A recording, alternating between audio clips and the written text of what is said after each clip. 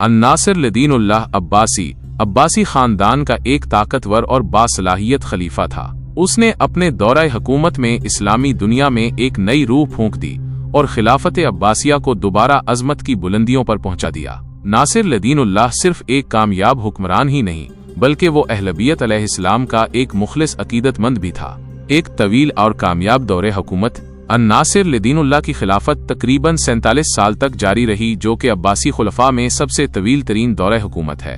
اس نے اپنے طویل دور حکومت میں نہ صرف سیاسی استحکام قائم کیا بلکہ اسلامی دنیا میں ثقافتی اور علمی ترقی کو بھی فروغ دیا۔ اہل بیت علیہ السلام سے گہری عقیدت ناصر لدین اللہ اہل بیت علیہ السلام سے گہری محبت اور عقیدت رکھتا تھا۔ اس نے اہل بیت علیہ السلام کے احترام میں کئی اقدامات کیے، جن میں سے کچھ درج ذیل ہیں۔ اہل بیت کے مزارات کی تعمیر و تزئین ناصر لدین اللہ نے اہل بیت علیہ السلام کے مزارات کی تعمیر و تزئین کے لیے کثیر رقم خرچ کی اور ان مزارات کو زیارت کے لیے کھولا۔ اس نے کربلا، نجف اور قم جیسے مقدس شہروں کی تعمیر و ترقی میں اہم کردار ادا کیا۔ اہل بیت کے علماء کا احترام ناصر لدین اللہ نے اہل بیت علیہ السلام کے علماء کا بڑا احترام کیا اور انہیں عزت و احترام سے پیش کیا۔ اس نے ان علماء کو سرکاری عہدے دیے اور ان کی رائے کو اہمیت دی۔ اہل بیت کے عقائد کی ترویج ناصر لدین اللہ نے اہل بیت علیہ السلام کے عقائد کی ترویج کے لیے کوششیں کیں اور لوگوں کو اہل بیت علیہ السلام کے بارے میں آگاہ کیا۔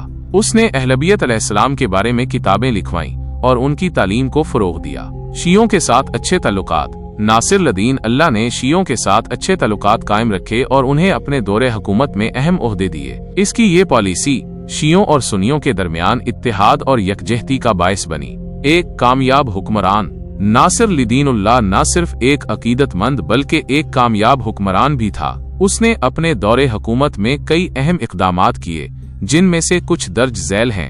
مالی اصلاحات ناصر لدین اللہ نے مالی نظام کو بہتر بنایا اور خزانے کو مضبوط کیا۔ اس نے غیر ضروری اخراجات کو کم کیا اور محصولات میں اضافہ کیا۔ عدالتی نظام ناصر لدین اللہ نے عدالتی نظام کو بہتر بنایا اور لوگوں کو انصاف دلانے کے لیے کوشش کی۔ تعلیم و تہذیب ناصر لدین اللہ نے تعلیم اور تہذیب کو فروغ دیا اور بغداد کو ایک علمی اور ثقافتی مرکز بنایا۔ اس نے مدارس اور کتاب خانے قائم کیے اور علماء کو تشجیع کیا۔ فوجی مہمات ناصر لدین اللہ نے کئی فوجی مہمات کیں اور خلافت عباسیہ کے حدود کو وسیع کیا۔ اس نے صلیبیوں کے خلاف جنگ لڑی اور بیت المقدس کو مسلمانوں کے حوالے کرنے میں اہم کردار ادا کیا۔